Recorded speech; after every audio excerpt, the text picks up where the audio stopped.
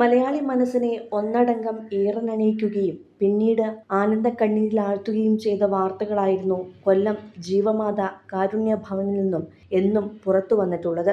ഇപ്പോഴിതാ കേരളക്കരയ്ക്ക് ഒന്നടങ്കം മാതൃകയായ ആ വലിയ കുടുംബത്തിൽ നിന്നും അതിരറ്റ സന്തോഷത്തിന്റെ മറ്റൊരു വാർത്ത കൂടി എത്തിയിരിക്കുകയാണ്. തങ്ങളുടെ പ്രിയപ്പെട്ട അമ്മ ഉദയഗിരിജ ഗർഭിണിയാണെന്ന വിവരമാണ് മകൻ വിഷ്ണുവും മരുമകൾ അനാമികയും സോഷ്യൽ മീഡിയയിലൂടെ പങ്കുവച്ചിരിക്കുന്നത്. അമ്മ ഗർഭിണിയാണ്, ഞങ്ങൾക്ക് ഒരു കുഞ്ഞനിയനോ അനിയത്തിയോ വരുന്നു എന്ന തലക്കെട്ടോടെ പങ്കുവച്ച വീഡിയോ ഇതിനകം തന്നെ സോഷ്യൽ മീഡിയയിൽ തരംഗമായി മാറിക്കഴിഞ്ഞു. രണ്ടാം വിവാഹം കഴിഞ്ഞ് 1 വർഷം തികയുമ്പോഴാണ് ഉദയഗിരിജ മൂന്നാമതും അമ്മയാകാൻ ഒരുങ്ങുന്നത്. ജീവമാതാ കാരുണ്യ ഭവന്റെ അമരക്കാരിയായ ഉദയഗിരിജയുടെ ജീവിതം എന്നും വലിയൊരു മാതൃകയായിരുന്നു. ചെറുപ്പത്തിലെ ഭർത്താവ് നഷ്ടപ്പെട്ട ഗിരിജയ്ക്ക് മക്കൾ വിഷ്ണുവും വർഷയും മുൻകൈയെടുത്ത് 1 വർഷം മുമ്പാണ് പുനർവിവാഹം നടത്തിക്കൊടുത്തത്. ഇത് വലിയ വാർത്തയായിരുന്നു. ഇപ്പോഴിതാ അമ്മ വീണ്ടും അമ്മയാകുവാൻ പോവുകയാണെന്ന സന്തോഷം പങ്കുവച്ച് മക്കൾ തന്നെ രംഗത്തെത്തിയതോടെ കാരുണ്യഭവനിൽ ആഘോഷമേളമാണ് ഉയരുന്നത്.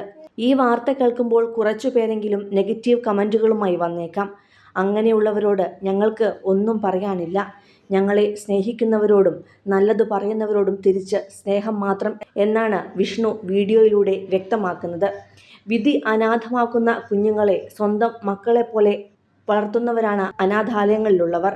എന്നാൽ കൊല്ലം ജീവമാതാ കാരുണ്യ ഭവനിലെ ഡയറക്ടർ അവിടുത്തെ അന്തേവാസിയായ അനാമിക എന്ന പെൺകുട്ടിയെ സ്വന്തം മരുമകളാക്കിയതോടെയാണ് വാർത്തകളിൽ ഇടം നേടിയത്. ആരും ചെയ്യാത്ത, ആർക്കും തോന്നാത്ത കാര്യമാണ് ഉദയഗിരിജ തൻ്റെ മകനിലൂടെ പ്രാവർത്തികമാക്കിയത്.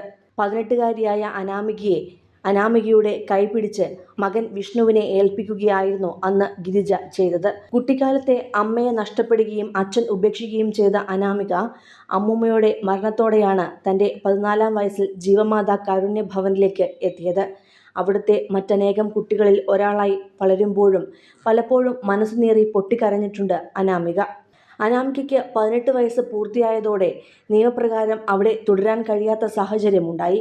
തുടർന്ന് അനാമികയുടെ അച്ഛനെ കണ്ടെത്തിയെങ്കിലും ഈ മകളെ തനിക്ക് വേണ്ട എന്ന് അദ്ദേഹം മുഖത്തു നോക്കി പറയുകയും ചൈൽഡ് വെൽഫെയർ കമ്മിറ്റിയിൽ എഴുതി ഒപ്പിട്ട് നൽകുകയുമായിരുന്നു. മകളുടെ വിവാഹമായാൽ പോലും ദയവു ചെയ്ത് എന്നെ അറിയിക്കരുത് എന്ന് കൈകുപ്പി പറഞ്ഞാണ് ആ അച്ഛൻ പടിയിറങ്ങിയത്. പെറ്റമ്മയും പോറ്റച്ഛനും ഉപേക്ഷിച്ച ആ മകളെ വഴിയാധാരമാക്കാൻ ഉദയഗിരിജയ്ക്ക് മനസ്സ് വന്നില്ല. അവളെ തൻ്റെ സ്വന്തം മരുമകളാക്കാൻ അവർ ഉറപ്പിക്കുകയായിരുന്നു.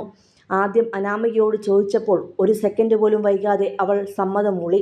തുടർന്ന് ദുബായിൽ ഒരു സൂപ്പർ മാർക്കറ്റിൽ അക്കൗണ്ടന്റായി ജോലി ചെയ്യുകയായിരുന്ന മകൻ വിഷ്ണുവിനോട് മകൾ വർഷ വഴി കാര്യം അവതരിപ്പിച്ചു.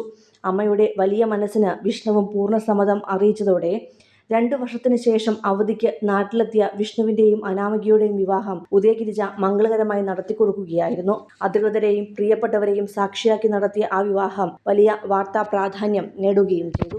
സിനിമ, ഫാഷൻ, ലൈഫ് സ്റ്റൈൽ വാർത്തകൾക്കായി മലയാളി ലൈഫ് സബ്സ്ക്രൈബ് ചെയ്യൂ. ലേറ്റസ്റ്റ് അപ്ഡേറ്റ്സിനായി ബെൽ ബട്ടണും അമർത്തൂ.